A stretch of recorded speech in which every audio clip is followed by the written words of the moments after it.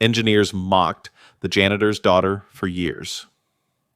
Then she resurrected a dead 50-meter machine. Hey, Brooks, if you're going to daydream around that engine, at least try not to look so confused. Investors might think we hired a thinking mop. Laughter erupted in the lab, harsh and high-pitched, bouncing off the sterile white walls like a chain of insults disguised as jokes. Amara Brooks didn't flinch. She kept wiping the bench, her cloth moving in slow, methodical circles. Her eyes fixed on the mammoth engine that had sat dead center in the Apex Dynamics test lab for over a decade. A $50 million embarrassment, an industrial relic, and the daily centerpiece of ridicule. They called her Brooks like it was a curse. Not Amara. Never Amara. Just Brooks. Short, detached, dismissive. A janitor. A legacy janitor. Her father had cleaned these same labs before collapsing from stress-induced heart failure, 5 feet from the very engine she now stared at every day. That alone would be story enough. But Amara didn't linger in grief. She lingered in silence. Silence was a weapon, sharp and slow. She had learned that from watching men like Colin Harrington, the young chief engineer with a degree from MIT and a god complex from birth, speak with such authority that even facts bent around his tone. Colin leaned on the railing beside the engine, his tailored blazer untouched by the grime of real work. "I'm genuinely curious," he said, half turning toward the others. "Do you think she even knows what those wires do? Or is this just some Cinderella complex wishing herself into relevance?" The others laughed, especially Spencer Grant, the project lead, who pulled out his phone and started filming. "Brooks and the Beast," he said. "Coming soon to a WhatsApp group near you." What they didn't know, and what Amara would never volunteer, was that she had spent her childhood underneath old Chevys and military-grade trucks, her legs sticking out from under engines older than any of them. Her grandfather, Elijah Brooks, wasn't just a mechanic. He was the last man the Pentagon called when nothing else worked. He used to say engines don't lie. People do. She never forgot that. Not even now. Around her neck, hidden beneath a faded utility shirt, Amara wore a small metal pendant, a rusted bolt no larger than a knuckle. It was the last bolt she and Elijah had removed together from a military-grade diesel engine before he passed. She'd wrapped it in copper wire herself, not for decoration, but because she believed that memory had weight. And some weight, if you wore it long enough, became armor.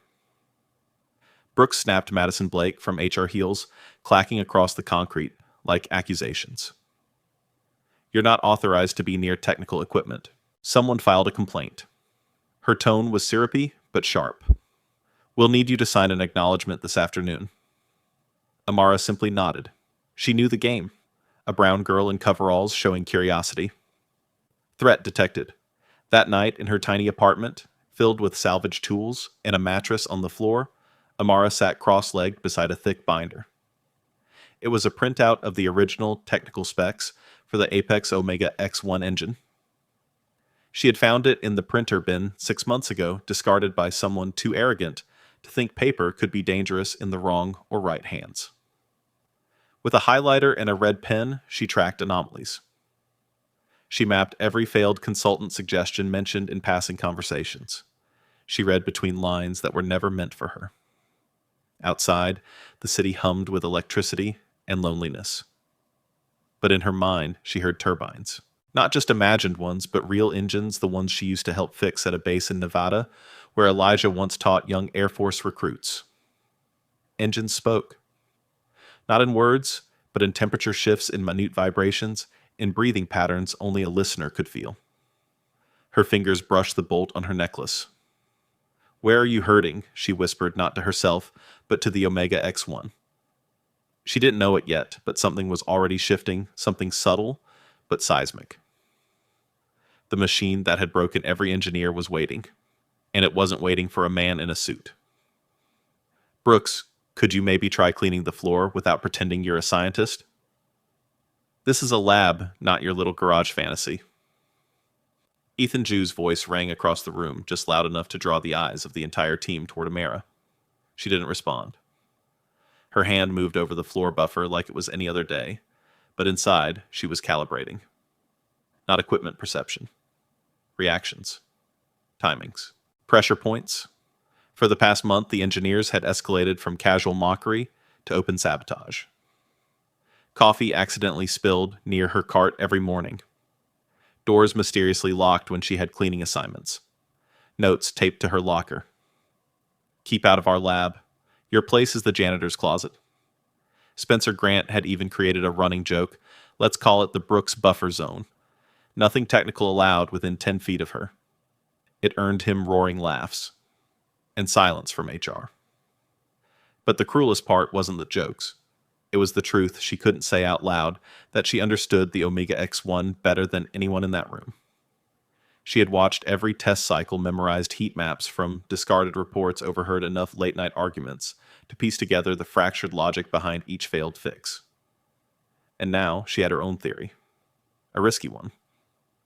Her chest tightened as she remembered Elijah's old saying, "When a machine speaks, you don't argue with it.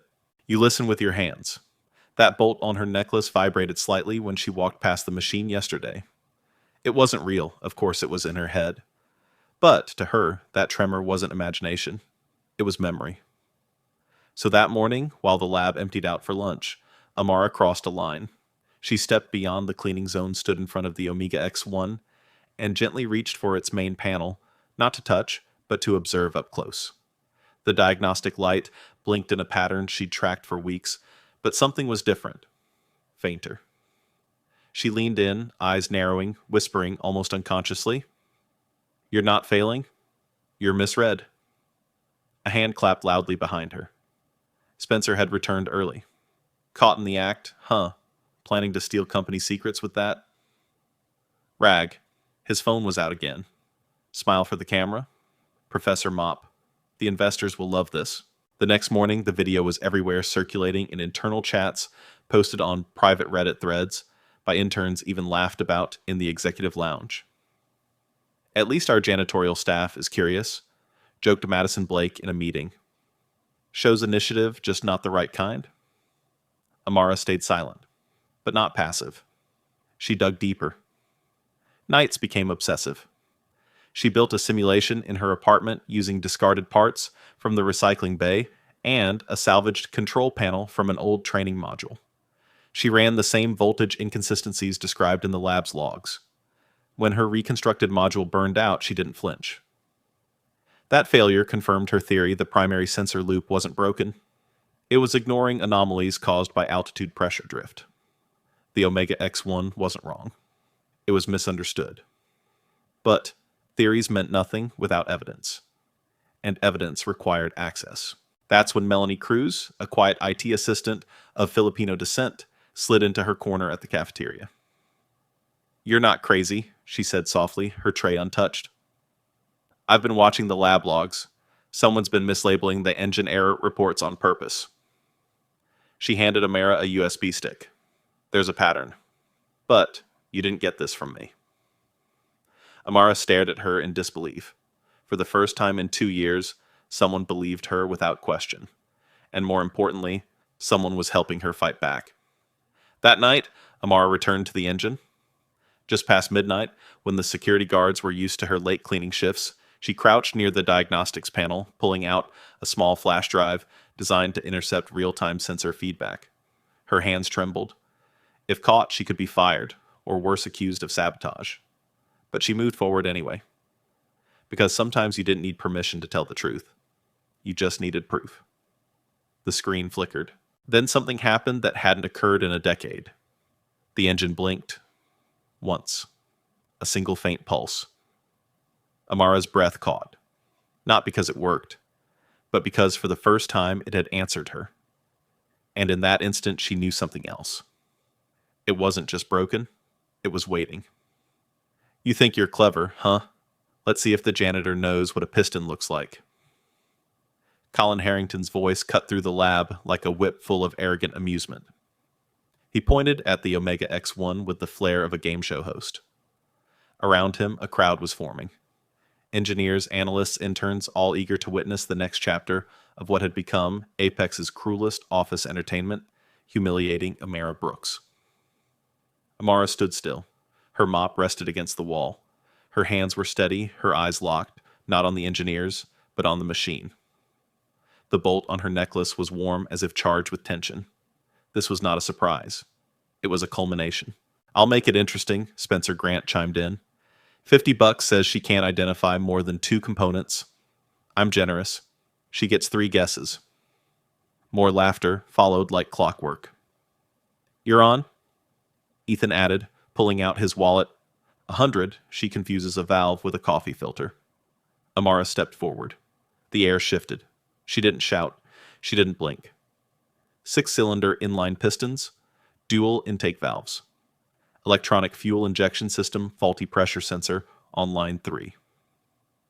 Her voice was soft but surgical. Silence. Thick. Awkward. It was like someone had unplugged the sound system in the middle of a party. Eyes darted around, searching for cues on how to respond. A few nervous chuckles. 1 or 2 scoffs. Spencer scratched his head, visibly uncomfortable. Okay. So she Googled some terms. Beginner's luck. Colin said louder than necessary, the confidence now laced with doubt. Anyone can memorize a few words, but even as he spoke, his fingers twitched near the diagnostic console. What they didn't know was that Amara hadn't just read manuals. She had listened to the engineers, to the failed fixes, to the whispers of the machine itself. For 2 years, she had lived in the lab's blind spots, absorbing patterns no chart could capture. She didn't need guesses. She had data, internal embodied intuitive data. But HR didn't like outliers. That afternoon, Madison Blake approached her with a clipboard and a shallow smile. Amara, some concerns have been raised. You've been observed interacting with restricted equipment. You understand how that could be misinterpreted. Right? Her voice dripped with performative empathy. I just need your signature here. It's not disciplinary. It's just protocol. Amara didn't argue. She signed, but inside a fuse lit. That night, she reviewed the USB Melanie had given her. It wasn't just engine logs. It was a cover-up. A pattern of data manipulation dating back 8 years. Errors recoded as external anomalies. Sensor overrides masked by firmware patches. And all of it led back to one name, Colin Harrington. The same man who now claimed Amara was a liability. Amara wasn't just up against cruelty anymore. She was up against fraud. Back in her apartment, she traced her fingers over the bolt necklace and whispered, You always said machines tell the truth, Granddad. But what if people rewrite it? That question became her mission. She began compiling a full timeline, cross-referencing notes, audio snippets, old emails recovered from forgotten print jobs.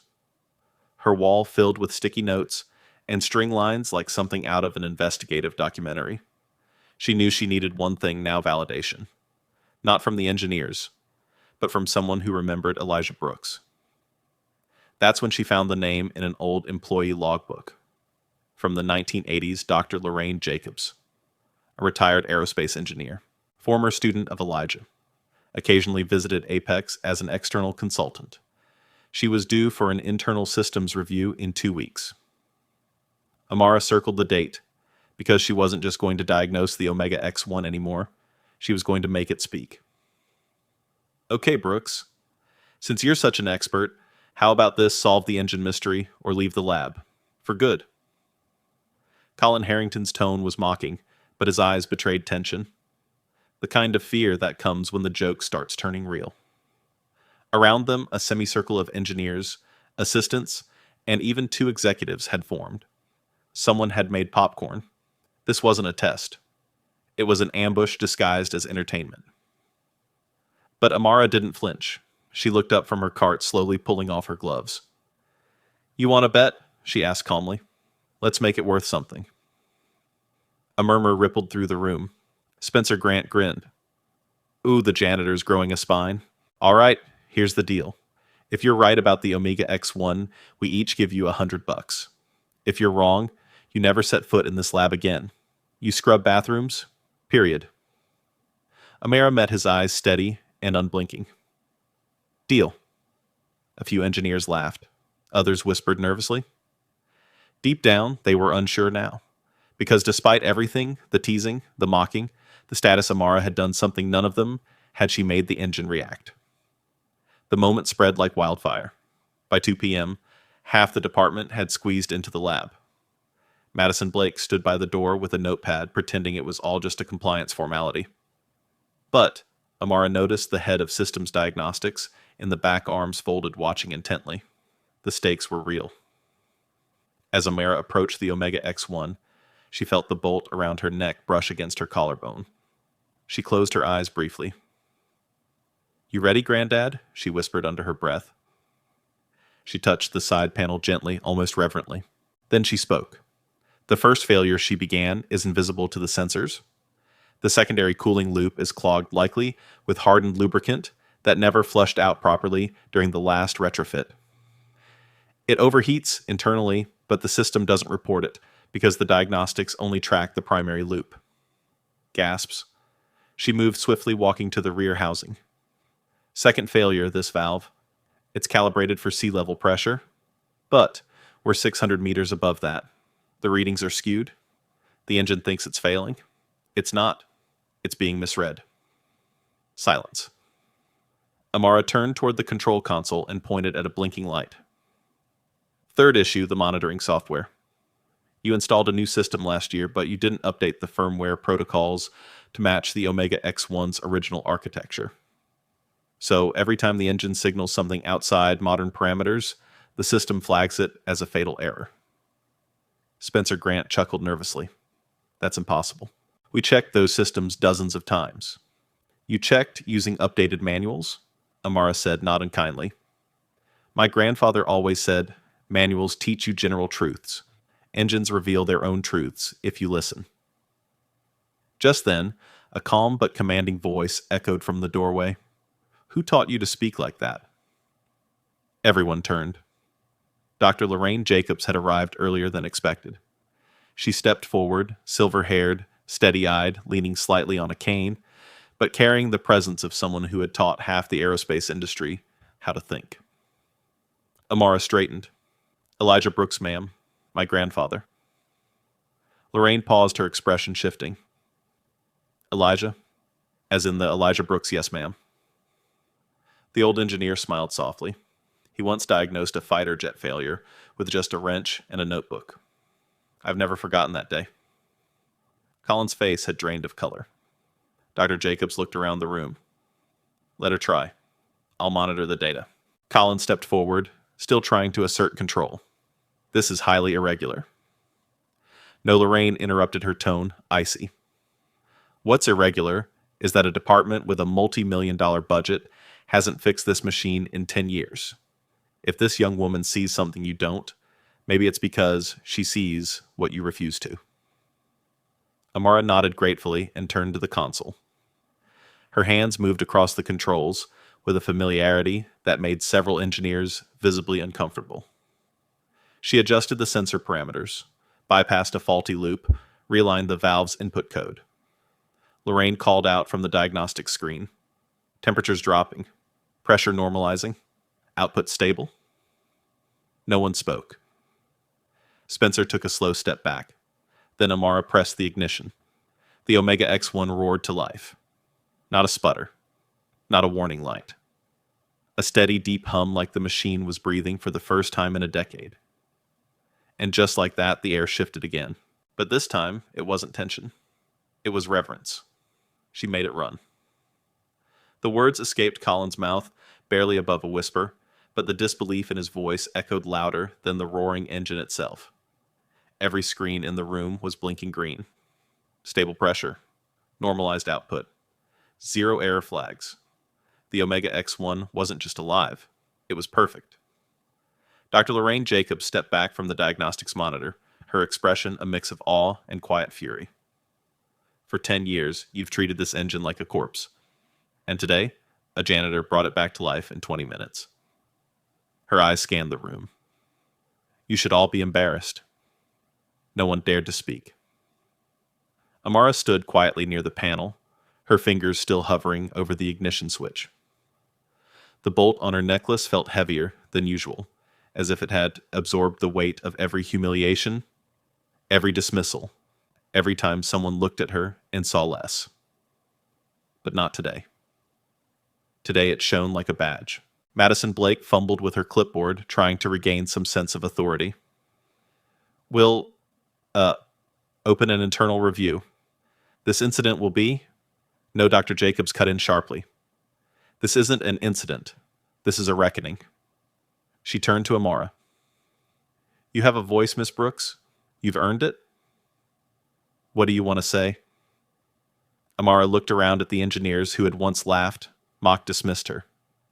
She could have thrown their words back at them. She could have demanded apologies, resignations, justice. But she didn't. Instead, she stepped forward and said, This machine never stopped working. You just stopped listening. You believed your degrees, your positions, your salaries gave you the full truth. But engines don't care about status. They only respond to attention, respect, observation. The silence that followed was no longer awkward. It was humbling. Lorraine nodded. Well said. But not everyone was ready to accept defeat. From the back of the room, Ethan Jew crossed his arms. This doesn't prove she's qualified. She doesn't have certification. She bypassed security. She accessed restricted systems. That's a violation. Spencer chimed in. Yeah, and let's not forget she was snooping around on off hours. That USB she used, where did it come from? A different kind of tension started to rise, one laced with desperation. Amara's gaze didn't waver. You're right. I did dig deeper, and in doing so, I found more than technical errors. She reached into her bag and pulled out a file, a printed log of system edits, email chains, maintenance record inconsistencies, and sensor overrides. She handed it to Lorraine. The problem wasn't just with the machine, it was with the people managing it. Data was altered. Errors relabeled. Contracts extended based on false diagnostics. Millions in consulting fees wasted. Colin stepped forward, eyes wide. You're accusing us of fraud now. I'm not accusing, Amara said calmly. I'm reporting. Lorraine flipped through the pages, her frown deepening. This is serious? It's the reason you were called back in for this review, wasn't it? Amara asked. The board knew something didn't add up. Spencer tried to speak, but Lorraine raised a hand. Enough. She turned to the room. Effective immediately, I'll be initiating a full audit. Every decision made about this project for the past 10 years will be reviewed. Every name attached to a failure will be re-examined. Madison backed toward the door. I need to make some calls. Lorraine's voice stopped her cold. You'll do that after your debrief with compliance. Meanwhile, the engine continued to hum in the background, a mechanical anthem to the truth. Amara exhaled slowly, the years of silence finally giving way to clarity. But she wasn't finished. Not yet. I didn't come here to humiliate anyone, she said. But I also won't apologize for doing what you all failed to do. Listen. The words landed like a verdict. Then Lorraine turned to her. Miss Brooks, what's your next step? Amara hesitated, and then smiled. I think it's time to rewrite the manual. You saved the company $3 million on your first unofficial day. The voice belonged to Victor Crane, Director of Engineering Strategy at Orion Aerospace, standing tall in a tailored charcoal suit as he addressed Amara across a polished conference table. A week had passed since the Omega X1 had roared back to life, but its echoes were still shaking the industry. Word had spread faster than anyone anticipated. Behind him, Lorraine Jacobs smiled proudly. She had personally introduced Amara to the board, and within days, the same girl who once mopped oil stains was now being offered a senior consulting contract to lead Orion's new diagnostics division. Amara nodded politely, but something in her gaze lingered. She was grateful, no doubt, but part of her was still back in the dusty lab, surrounded by men who had spent years treating her like background noise. Crane continued, You won us over with one demonstration. But what impressed me most wasn't your technical precision, it was your clarity. You see systems like living things. That's not just skill, Amara. That's vision. It should have felt like a victory. But that night, as she sat alone in her small apartment, same creaky floorboards, same smell of engine grease, She stared at her grandfather's old toolbox, untouched, as his passing. The bolt necklace he gave her years ago now rested on the coffee table beside her new employee ID. Amara turned it over in her hand. How do you celebrate something that feels both earned and too late? The next morning, she returned to Apex for a final debrief. As she walked through the halls, employees who once ignored her now offered tight-lipped nods or quick glances of forced respect. No one said it aloud, but they all knew the hierarchy had been rewritten. Colin Harrington's office door was open. Empty. A memo taped inside confirmed his immediate administrative leave pending review. In the break room, Melanie Cruz caught up with her. "They're scared," Melanie whispered. "Not just because you were right, but because now they have no excuse. You showed what happens when someone listens, learns, and speaks up." Amara smiled. "Then let them be scared." But not everyone was bitter. Lorraine had arranged for a private lunch off-site. There, she handed Amara a leather-bound notebook, old worn with faded pages. "Elijah gave me this decades ago," Lorraine said. "He told me to pass it on when I met someone who actually understood machines, not just programmed them. He said you'd know what to do with it." Amara opened it. Her grandfather's handwriting filled every corner. Notes, sketches, equations, and thoughts like poetry. An engine doesn't lie. But it can lose its voice. Her hands trembled. For a moment, she wasn't in a corporate meeting or a high-tech boardroom. She was 12 again, knees dusty in the garage, watching Elijah explain combustion like it was storytelling. She looked up, eyes misted. "I don't just want to fix engines," she whispered. "I want to fix how we see the people who do." Lorraine nodded. "Then start with Orion. They need someone like you. The industry does." That night, Amara accepted the offer. But before she submitted her paperwork, she made one request. "I want to mentor. Internships, apprenticeships. For people with skill but no degree. No more locked doors." Crane didn't hesitate. Done. As she left the building, Amara passed by Apex's old lab. It was being renovated, stripped down to its frame. She paused, letting one hand touch the frame of the door, then walked on. The machine had spoken. Now it was her turn. Is this the girl who fixed a $50 million engine using nothing but instinct and heart? The question came from a late-night news anchor, her voice echoing through living rooms across America. Amara Brooks was no longer a whisper in the hallway. She was a headline. Over the course of 72 hours, her name flooded social media, trending hashtags like Engine Whisperer and Rudy Brooks Effect lighting up every platform. Interviews were requested. Universities emailed. Tech giants called. But while the world cheered, Apex Systems unraveled from within. The internal audit ordered by Lorraine Jacobs had begun producing results, and they were damning. Colin Harrington had falsified 3 years' worth of technical efficiency reports. Spencer Grant had signed off on consulting extensions despite negative ROI. Madison Blake's HR emails revealed systemic dismissal of complaints from staff without Ivy League degrees. And Ethan Jew, who once mocked Amara's credentials, had never passed the full certification exam himself. His position was quietly suspended, pending verification. Within days, Apex lost 2 major government contracts. Share prices fell, investors pulled out, and in the center of it, all the ghost of a machine that had sat dormant for 10 years now stood like a monument to the company's arrogance and Amara's triumph. But she didn't smile as it crumbled. Because, unlike those who'd ridiculed her, Amara knew justice wasn't just about watching systems fall. It was about building something better in their place.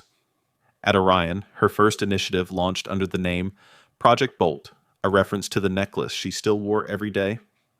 The bolt, once just a keepsake from her grandfather, now symbolized precision memory and resilience.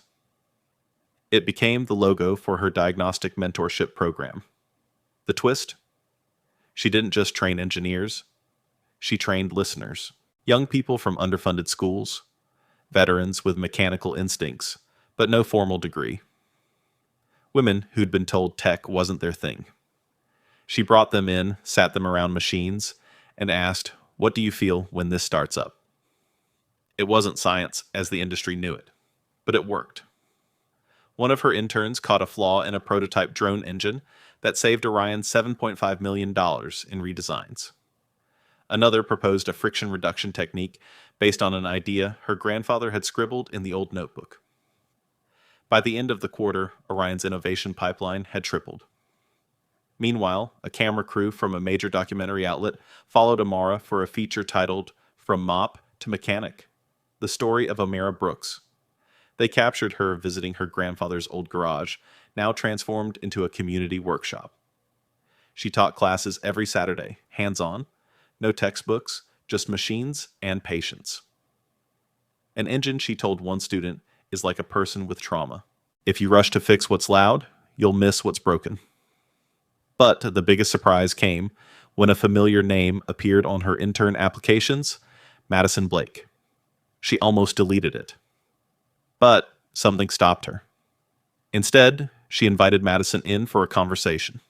They sat across from each other, this time on equal chairs. I didn't know what? I didn't know, Madison admitted, hands clenched. And I laughed along with people I should have stood up to. I'm not asking for a job, I just want to learn how to see the way you see. Amara didn't answer right away. Instead, she slid the bolt necklace across the table. Madison looked confused. This, Amara said gently, isn't just a piece of metal. It held everything together when everything else fell apart.